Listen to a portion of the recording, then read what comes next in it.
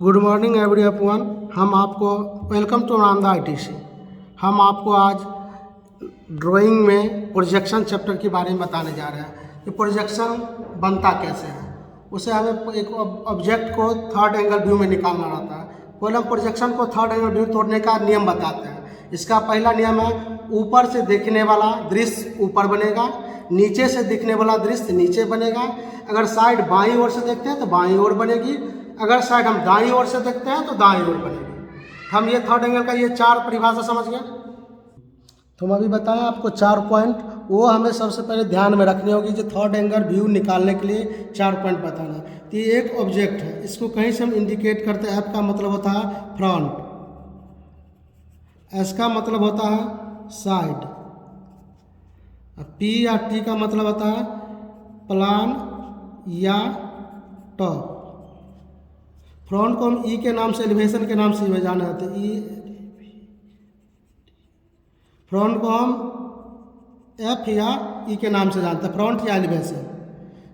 तो हम ये ऑब्जेक्ट बना लिए, इसको हमें थर्ड एंगल देना था। हम देख रहे हैं सामने के भाग कहाँ है, सामने से हम ये दिख रहा है, ये भाग जिसको हम इंडिकेट कर रहे हैं एक तरह।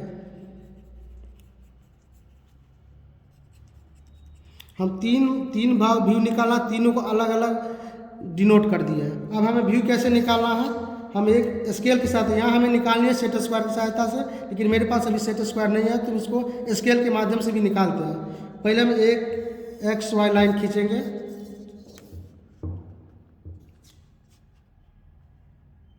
ये लाइन हमेशा डार्क होनी चाहिए।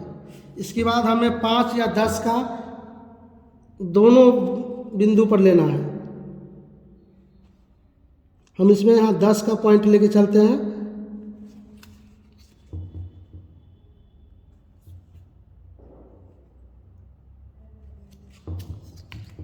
दोनों पॉइंट को मिलाते हुए एक हल्की लाइन फिर खींचेंगे इस पे, एकदम हल्की लाइन। फिर इसी तरह दूसरे साइड भी करेंगे हम।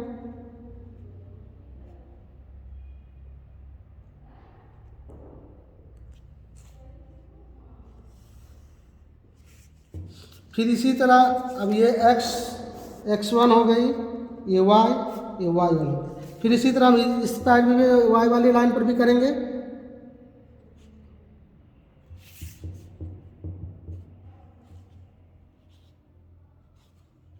इसको भी हम दोनों बिंदु मिलाते हुए एक हल्की लाइन खींचेंगे। ऊपर भी वही करेंगे और नीचे भी उसी तरह हम करेंगे।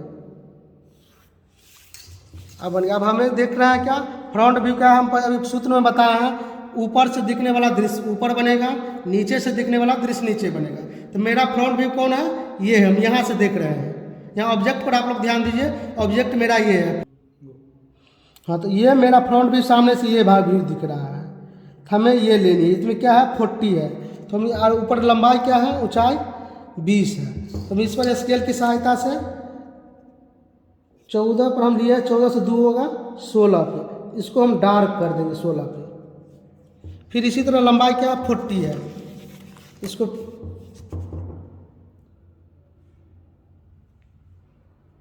पंद्रह पर लिए, 15 से 12 होगा 10, 20, 30, 40। 40 है मेरा डायमेंशन, 11, 4, 15 होता है, तो 15 को हम डार्क कर लिए। फिर इसी तरह हम इसके सामने में नीचे भी वही चीज़ करेंगे, एक 40 पर बिंदु लगा लेंगे।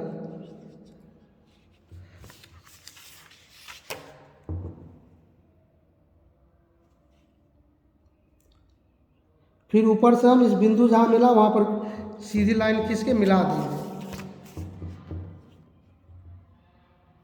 अब मेरा ये फ्रंट व्यू तैयार हो गया कि सामने से मेरा ये प्रोजेक्शन दिख रहा है, फ्रंट व्यू मेरा तैयार हो गया। अब ये हम देख रहे हैं, इसका दूसरा सूत्र है, साइड अगर हम बाएं से देखते हैं तो बाएं बनेगी। तो बाएं में हम कितना देख रहे हैं, नीचे इसका दूरी है 30। बाएं मेरा साइड देखिए, साइड का हम इस पर फीके पर ध्यान देंगे, साइड मेरा ये दिख रहा है, साइड ये दिख रहा है। तो इसका क्या है, लंबाई 30 और ऊंचाई क्या है 20। तो यही चीज़ यहाँ करेंगे, यहाँ लेंगे हम, फिर 20 की लंबाई नीचे की ओर लेंगे।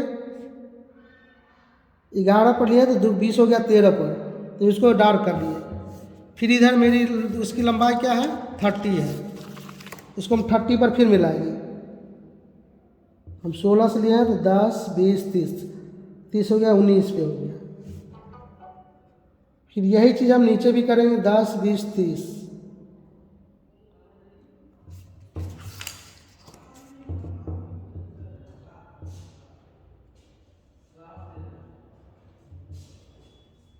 दस 20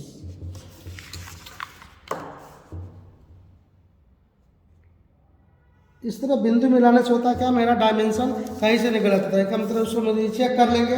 तो हम यहाँ पर लिए 1 से लिए हैं तो 4 मेरा ये 30 हो गया।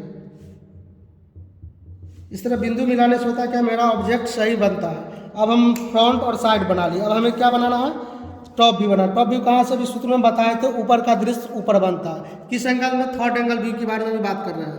थर्ड एंगल में जो जैसा देखेंगे वैसा बनेगा।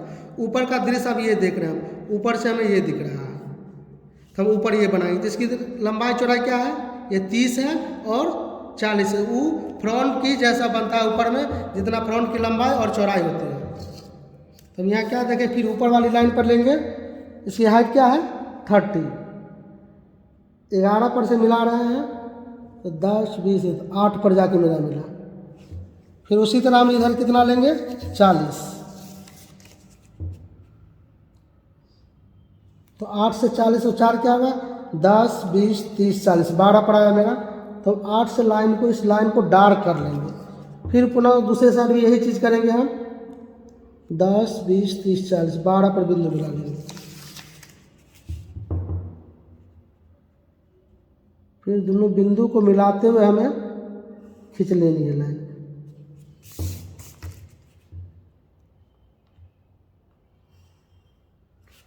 अब इससे हम रीचेक कर सकते हैं कहीं से हमारा डायमेंशन तो गलत नहीं बना है। देख लीजिए, 1 पर मिला है, 5 पर यह मेरा 40 नीचे है, ऊपर ही हो गया। अब जो ये ऑब्जेक्ट लाइन की जो बाहरी लाइन है, इसे हम इरेजर के माध्यम से ये लाइन जिसको हम क्रॉस करते हैं इसे मिटा देनी है। ये सारी लाइन मिट जाएगी। बाकी ये एक ही लाइन है कि x1 y1 रहेगी, बाकी सारी लाइन मिट जाएगी। ये मेरा निकल गया फ्रंट व्यू, टॉप व्यू और साइड व्यू। इतना ही नहीं, इसके लिए हम उसके बाद इसको हम डायमेंशन देना पड़ता है। डायमेंशन देने के लिए क्या करना पड़ता है हमें, उसके सीधों में नीचे में 0.5 छोड़ के 0.5 का हम एक लाइन खींचते हैं तो डायमेंशन देने के लिए। फिर ऊपर भी वही चीज़ करेंगे।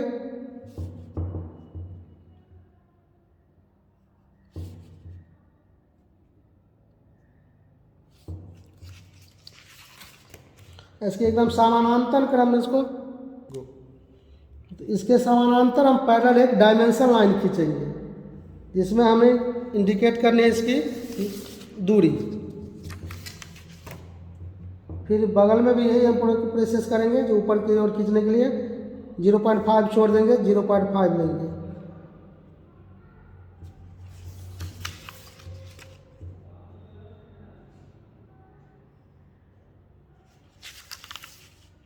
अब हमें करना क्या, इसमें एरो बना देना है। इसमें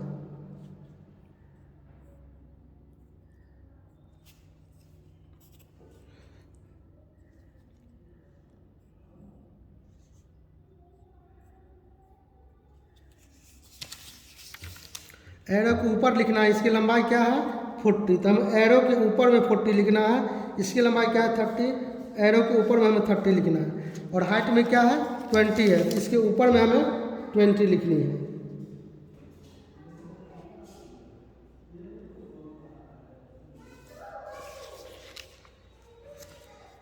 अब इसके नीचे हम लिख देंगे, हम फ्रंट के नीचे में फ्रंट लिख दिए, साइड के नीचे में साइड लिख दिए, और टॉप के नीचे में तो लिखने की जगह नहीं, इस तरह में टॉप के ऊपर में लिख दिए। तो ये मेरा, ये और नीचे ये अक्ष लाइन के बीचों बीच लिखेंगे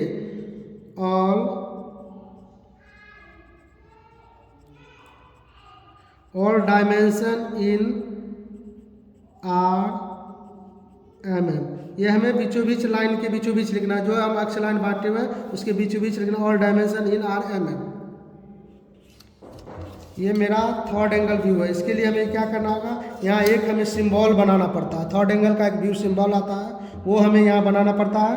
इसके लिए हम क्या करेंगे, अक्ष लाइन से न ऊपर होनी चाहिए और ये इस लाइन से न इधर होनी चाहिए। अब ये मेरे पास कंपास नहीं है तो हम आपको फ्री हैंड बना के दिखाते हैं कैसे बनता है। एक हम सेंटर लाइन ले लिए,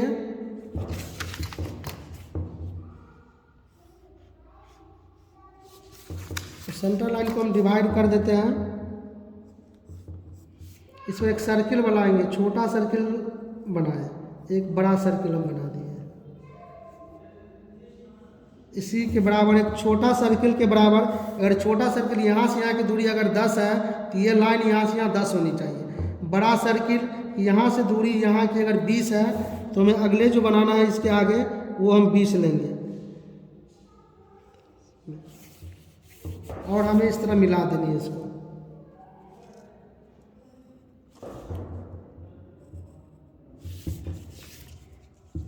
ये हम इस कंपास नहीं होने की वजह से हम इसे फ्री हैंड बनाए हैं। तो ये मेरा इसका इस बना देने से समझ में आ जाएगा ये मेरा फ्रंट भी है, साइड भी है, टॉप भी है, थर्ड एंगल भी में प्रोजेक्शन टूटा हुआ है। आप लोग इसको देख लीजिए, जिसमें अगर फिर से परेशानी होती है तो हमें बताइएगा, फिर अगले नेक्स्ट वीडियो में दूसरा फिगर के साथ फिर हम बताएंगे आपको।